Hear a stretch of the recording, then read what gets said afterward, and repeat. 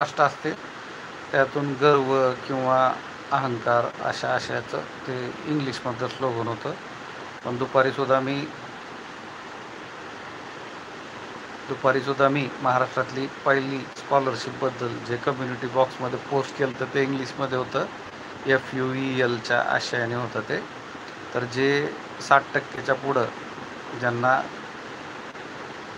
गुण मिळालेले आहेत अशा मुलांसाठी ते आहे. तर त्यांनी कम्युनिटी बॉक्समध्ये पाहावं.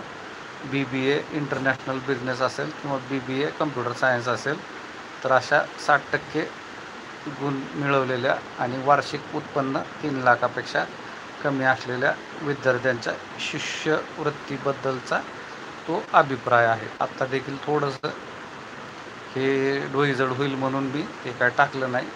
सगळ्यात महत्त्वाचं मी नेहमी म्हणत असतो की आपल्याला कुणाला एकट्याला पुढं जायची घाई असेल तर तो एक अपवादाचा विषय असेल. आपल्याला तसं काहीसुद्धा नाही आहे. आलं लक्षात. आपला समर्थक असो विरोधक असो कोणीही असो, लक्षात आलं का? ज्यावेळेस आपण म्हणतो शेतकरी, त्याच्यामध्ये स्त्री पुरुष दोन्ही असतात, भूमिपुत्र कष्टकरी आणि जमीन मालक.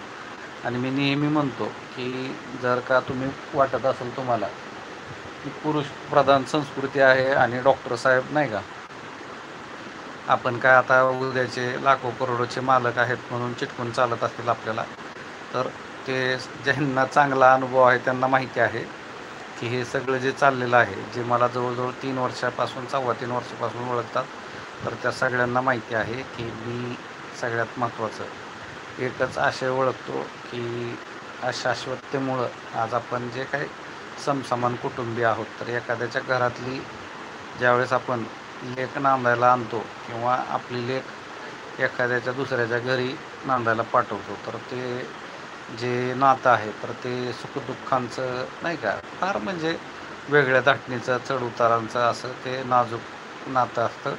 आणि हळूहळू सगळे म्हणजे सुखदुःखांचे हिंदोळे घेत घेत त्या संसारवेलीवरती 2 फुलं उमललेली असतात. तुम्ही म्हणताल की आमच्याकडे 4 झालेत, 3 झालेत किंवा एकच आहे. तर विषय असा नाही आहे की बाबा एक आहेत का 2 आहेत, मुलगा आहे का मुलगी, हा विषय नाही आहे. पण एकंदरीतच की आता ती संसार वेल आता फुलायला लागलेली आहे किंवा भरायला लागलेली आहे.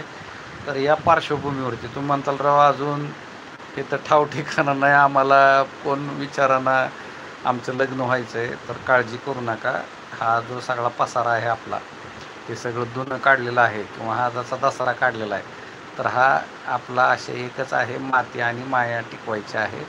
आणि मुलांनो किंवा मुलींनो जे कोणी आता लग्नाळू आहेत, तर एक लक्षात घ्या, आज जगामध्ये जे काही तुम्ही सेन्सेक्स असेल किंवा तुमच्या अजून कुठले GDP असेल किंवा जे काही तुम्ही पाहता की डिजिटल पेमेंटमध्ये जगात भारत 1 नंबरवरती वगैरे किंवा 2 नंबरवरती असेल, अजून कुठल्या तरी क्षेत्रात 3 नंबरवरती असेल, कुठल्या तरी क्षेत्रात 4 नंबरवरती असेल, तर लक्षात घ्या तर कुठं ना कुठं फुलाची पाकळी आपल्या पदरात पडत असते. अलग लक्षात. तर विकास हा फक्त काय म्हणतात त्याला की अवांतर नसतो, तर तो पायाभूत असतो. निश्चितच फुलाची पाकळी निश्चितच आपल्या ओंजळीत पडत असते. त्याबद्दल निश्चिंत राहा. मी ज्यावेळेस माती आणि माया म्हणतो, तर एक मातीचा कण तयार व्हायला किती वर्ष लागते तुम्ही कमेंटमध्ये लिहायचं आहे. लक्षात आलं का?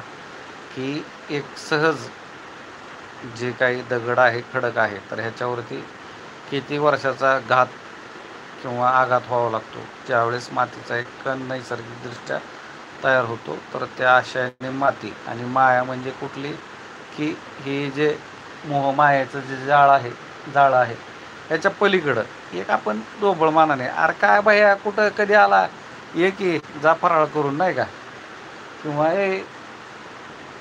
आहे बघ बाया आलेत, चहा करा आम्हा दोघाला. म्हणजे की तुमच्याकडं किती तुमचं बंगला आहे का तुमच्याकडं गाडी आहे हे महत्त्वाचं नाही.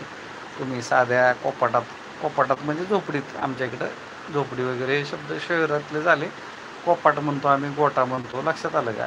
आमची थोडी जरा काय धाटणीच वेगळी, तुम्ही आदिवासी म्हणा किंवा काही म्हणा, पण आमचे निकष जागायचे हेच आहेत. कुठले की जे आम्ही लहानपणापासून बघत आलेलो आहोत. आम्हाला अजून नाही का हे बाकीचे ढाळ आहेत ना,